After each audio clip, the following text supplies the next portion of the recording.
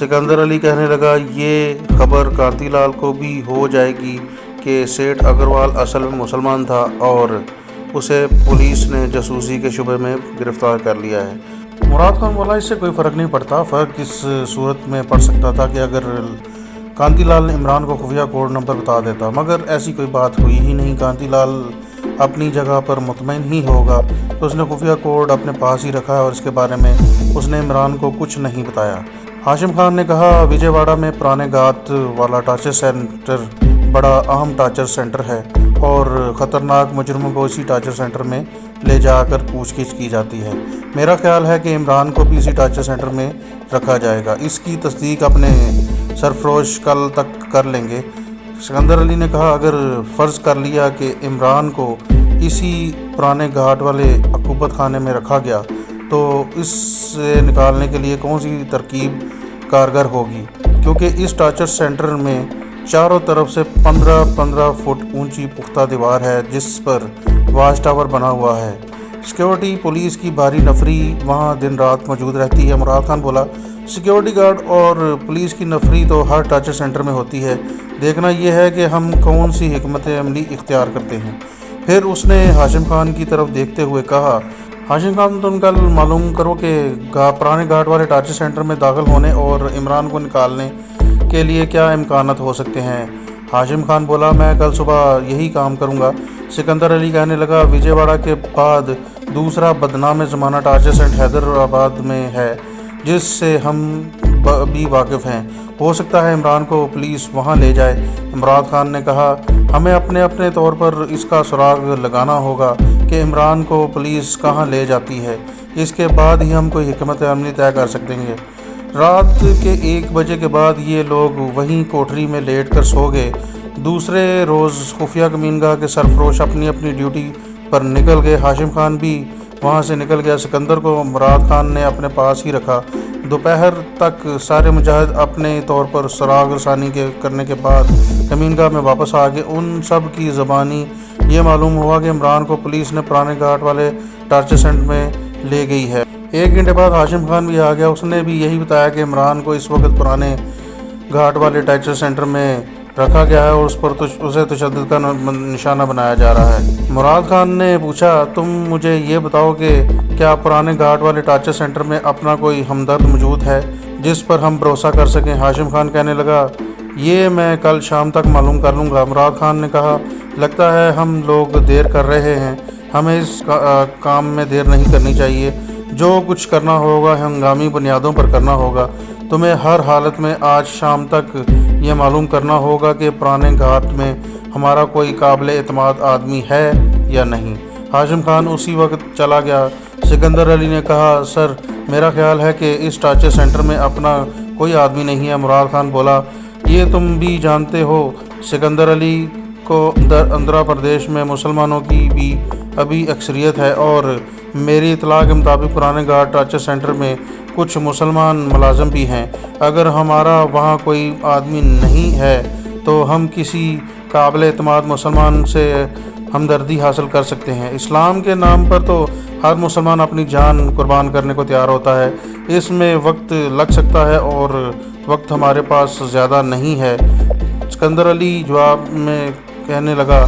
मुराद ने इस बात में सर हिलाते हुए कहा, ठीक है, लेकिन इसका फैसला हाशिम खान के आने के बाद होगा। मुमकिन है हाशिम खान किसी अपने आदमी का सुराग निकाल ले, और ऐसा ही हुआ। शाम को हाशिम खान आया तो वो बहुत पुरउम्मीद दिखाई दिया और तीनों कोठरी में आकर बैठ गए। मुराद खान ने पूछा, हाशिम खान, लगता है कि तुम कोई अच्छी खबर लाए हो। हाशिम खान ने कहा, मालूम होता है कि कुदरत भी हमारा साथ दे रही है और वो इस तरह के पुराने घाट वाले टार्चर सेंटर में अपना एक आदमी मौजूद है।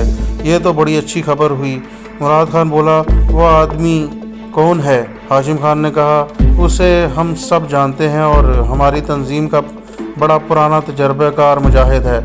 जब हाशिम खान ने उसका मुजाहिद का नाम बताया तो मुराद खान सिकंदर अली के चेहरे खुशी से खिल उठे। हम उस मुजाहिद का असली नाम नहीं लिखेंगे, इसका फ़र्ज़ी नाम कमाल रख लेते हैं। मुराद ने कहा, مجھے معلوم ہی نہیں تھا کہ کمال بیگ آج کل پرانے گھاٹ والے ٹارچر سینٹر میں کام کر رہا ہے۔ ہاشم خان بولا، وہ پہلے وجے واڑہ کے بڑے ہسپتال کی ڈسپنسری میں تھا، مگر پچھلے 1 سال سے پرانے گھاٹ والے ٹارچر سینٹر کی ڈسپنسری میں پوسٹ کر دیا گیا ہے۔ کیا تمہاری اس سے ملاقات ہوئی؟ سکندر نے پوچھا۔ ہاشم خان نے جواب دیا، بڑی تفصیل سے ملاقات ہوئی۔ جب میں نے اسے عمران کا ذکر کیا تو اس نے کہا کہ ہاں، ہمارے ٹارچر سینٹر میں ایک پاکستانی جاسوس کو لایا گیا ہے۔ پھر اس نے اس کا حلیہ بھی بتا دیا، جو عمران ہی تھا۔ مراد خان نے ہاشم سے کہا، ہاشم خان، کیا اس وقت تم کمال بیگ کو یہاں لا سکتے ہو؟ گاڑی تمہارے پاس ہے۔ ہاشم خان بولا، کیوں نہیں، میں بھی جا کر لے آتا ہوں، یہی بہتر ہے۔ مراد خان نے کہا، میں چاہتا ہوں کہ کمال بیگ کے ساتھ ساری بات زبانی ہو، تم ابھی نکل جاؤ۔ ہاشم خان اسی وقت خفیہ کمین گاہ سے نکلا اور مراد خان سکندر سے کہنے لگا، سکندر، میں اس مجاہد کمال بیگ کو جانتا ہوں، یہ ہماری کمین گاہوں میں سے نہیں آیا، یہ ہمارے ان سرفروشوں میں سے ہے جو باہر رہ کر ہمارے لیے کام کرتے ہیں اور جن سے ضرورت کے مطابق کبھی کبھار ملاقات ہوتی ہے۔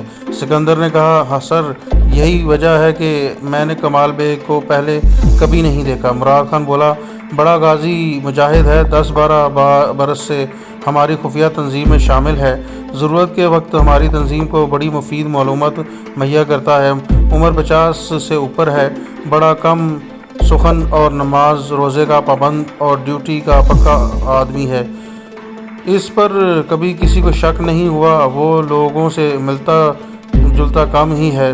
سکندر علی نے سوال اٹھایا، سر، کمال بیگ جیسا کہ ہاشم خان کی زبانی معلوم ہوا ہے کہ بڑا ہسپتال کی ڈسپنسری میں کام کرتا رہا ہے، اور ظاہر ہے کہ پرانے گھاٹ ٹارچر سینٹر میں بھی وہ ڈسپنسری میں ہی کام کر رہا ہوگا، اس سے ہم کیا کام لے سکتے ہیں؟ مراد خان بولا، مجھے معلوم ہے کہ کمال بیگ بڑے ہسپتال کے ایمرجنسی وارڈ کی ڈسپنسری اور ہیڈ ڈسپنسر تھا، اور وہاں ٹارچر سینٹر کی ڈسپنسری میں بھی وہ چیف ڈسپنسر ہوگا۔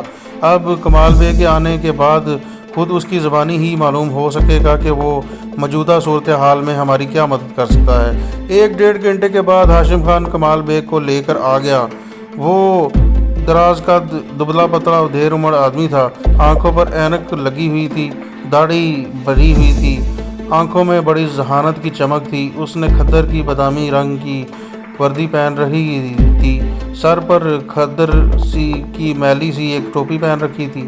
شکل سے وہ مسلمان بالکل نہیں لگتا تھا، لیکن وہ اپنی خفیہ تنظیم کے لیے جو فرائض انجام دے رہا تھا، اس کا تقاضا تھا کہ وہ شکل و صورت سے مسلمان نہ دکھے۔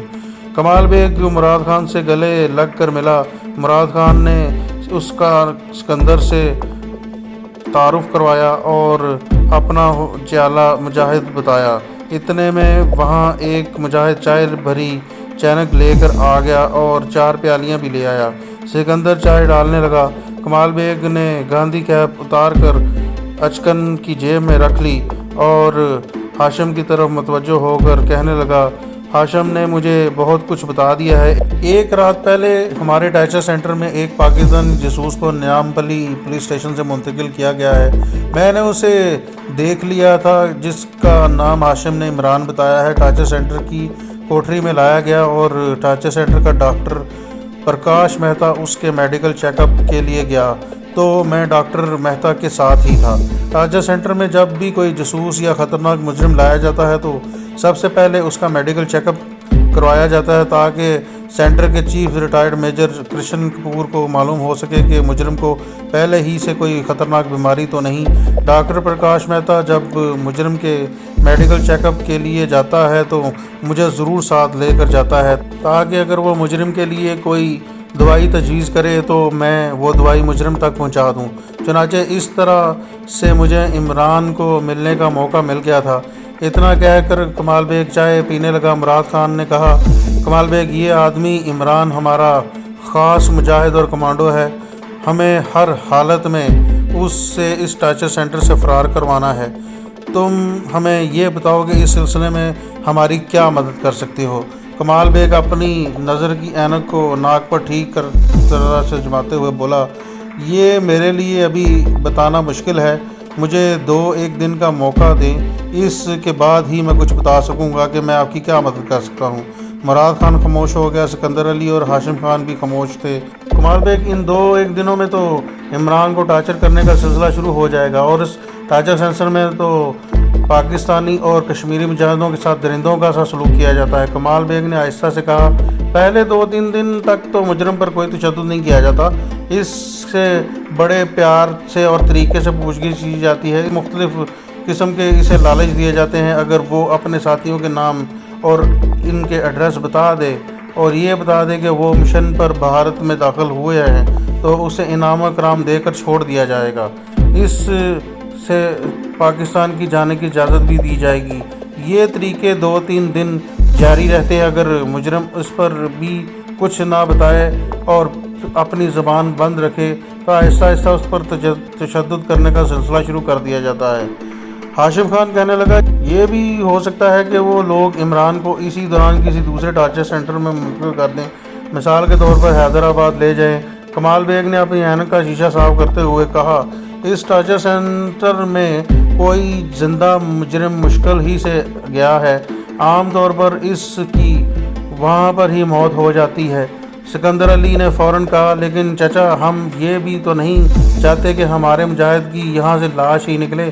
کمال بیگ بولا، خدا نہ کرے، یہ تو میں بھی نہیں چاہتا، تم لوگ فکر نہ کرو، مجھے ذرا حالات کا جائزہ لینے دو، مجھ سے جو ہو سکے گا وہ میں کروں گا اور ضرور کروں گا۔ اس کے بعد کمال بیگ چلا گیا۔ ہاشم خان نے مراد خان کی طرف دیکھا اور کہا، کیا خیال ہے مراد خان نے کندھے ہلاتے ہوئے کہا، کچھ کہہ نہیں سکتا، کمال بیگ ضرورت سے زیادہ محتاط آدمی ہے، لیکن ہے کام کا آدمی، کچھ نہ کچھ ضرور کرے گا۔ ہاشم خان بولا، میرا بھی یہی خیال ہے۔ کمال بیگ 3 دن کے بعد آیا۔ یہ 3 دن مراد خان، ہاشم اور سکندر نے بڑی بے چینی سے گزارے۔ مراد خان نے اسے آتے ہی پوچھا، ہمارے آدمی کا کیا حال ہے چچا؟ ان لوگوں نے اس پر تشدد تو نہیں کیا؟